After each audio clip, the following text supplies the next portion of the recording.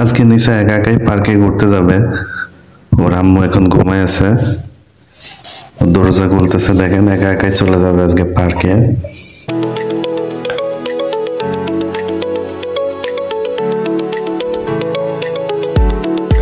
ওর খুব ইচ্ছা হয়েছে যে আজকে পার্কে ঘুরতে যাইতেই হবে। ওর আম্মু ঘুমায় আছে, তারপরেও যাইতে হবে। এখন এই যে আমরা সিঁড়িতে নামতেছি।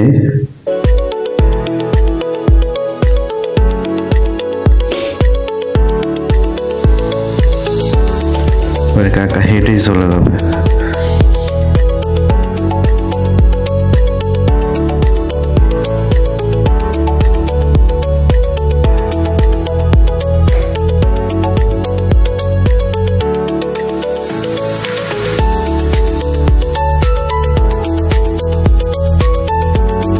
অনেক সময় দাঁড়ায় থাকার পরেও আমরা কোনো গাড়ি পাচ্ছিলাম না, কোনো রিক্সা নাই, কোনো অটো নাই।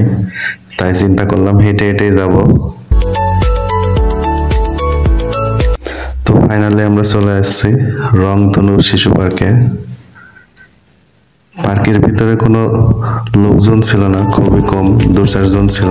তাই নিশা একা একা খুব ভয় পাচ্ছিল।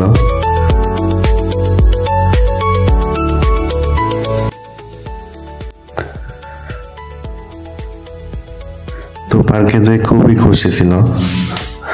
আমরা হেঁটে হেঁটে ঘুরতেছিলাম, নিশা আমার হাত ধরে ঘুরতেছিল।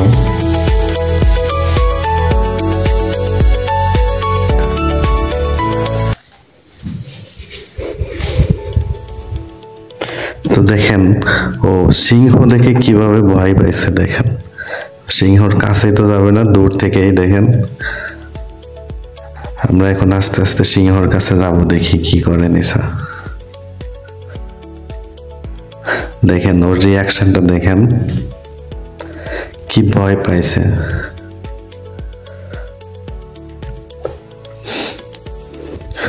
ও সিংহ মামার দিকে দেখবেই না।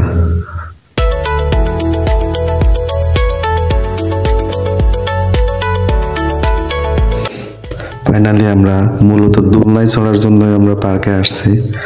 এখন দেখেন দোলনায় বসে আছে, 10 মিনিট ধরে বসে আছে, এখনো নামবে না। তো দোলনায় বসে ঘুম চলে আসছে।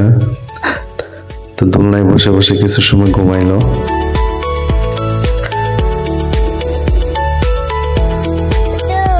এদিকে দেখো। তো দেখেন আবার দোলনা থেকে নামাইছে, এখন আবার বলতেছে ডোলো, অর্থাৎ দোলনায় চড়তে হবে।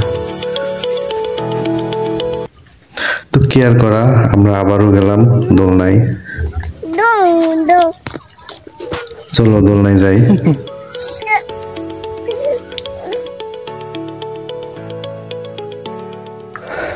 আবার 10 মিনিট বসে থাকার পরেও সে নামবে না দোলনা থেকে। মূলত তার পার্কে আসা হলো দোলনায় চড়ার জন্য।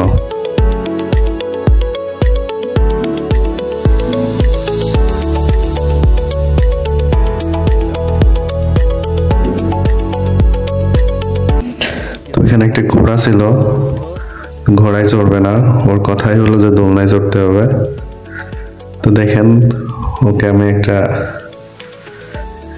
গিফট দিছি, তো রিয়াকশনটা দেখেন এবার। ও তো গিফটটা পেয়ে সোজা বাসায় চলে আসবে, আর দাঁড়াবে না, এখন সোজা বাসায় চলে আসতে হবে।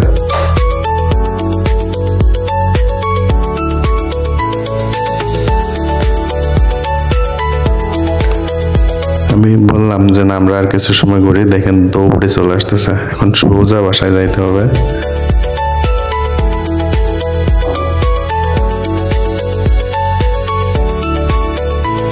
হ্যাঁ, এক দৌড়ে বাসায় চলে আসতে হবে।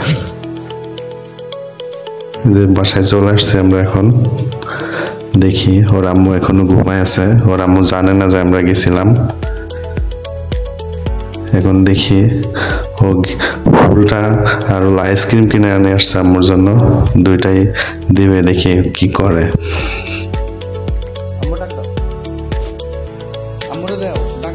তো দেখেন আইসক্রিম একাই খাবে, আম্মুকে দিবে না, আর আম্মুকে ডাকতে হচ্ছে না। এখন আইসক্রিম একা একাই যে বসে বসে খাচ্ছে, কাউকে দিবে না।